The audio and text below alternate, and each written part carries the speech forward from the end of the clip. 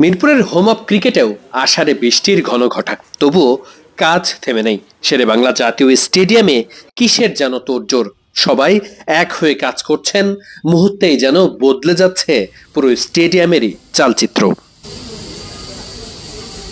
আউটলুকে বেশ কিছুটা পরিবর্তন দেখা যাবে মিরপুর শেরেবাংলা জাতীয় স্টেডিয়াম চত্বরে। ঠিক যেই গেট দিয়ে শেরেবাংলা জাতীয় স্টেডিয়ামের ক্রিকেটাররা প্রবেশ করেন, সেই গেটের বাইরের ডিজাইন সবকিছুতেই পরিবর্তন আনা হচ্ছে। ম্যানেজমেন্ট অফিসের এই গেটের ডিজাইন, গ্রাফিতির কাজ সবকিছুতেই যেন নতুনত্ব। গ্রাফিতিতে মিরপুর শেরেবাংলা জাতীয় স্টেডিয়ামের জলছাপও ব্যবহার করা হয়েছে। সবকিছুতেই নতুনত্ব আর রঙের ছাপ। এত তোড়জোড় আর কাজের পেছনে নিশ্চিত করে একটা উদ্দেশ্য রয়েছে।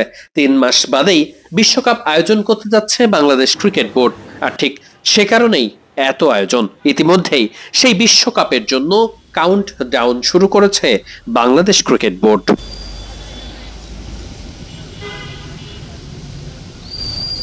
উইমেন্স ওয়ার্ল্ড কাপের 100 ডেজ কাউন্টডাউন ইতিমধ্যে শুরু হয়েছে, আপনি বলেছেন, ঠিকই বলেছেন।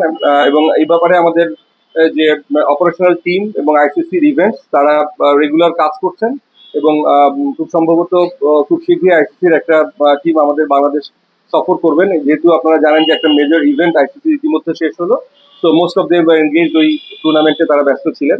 এখন হয়তো একটা সুবিধাজনক সময় তারা আসবেন এবং তখন এই ব্যাপারগুলো আলোচনা হবে।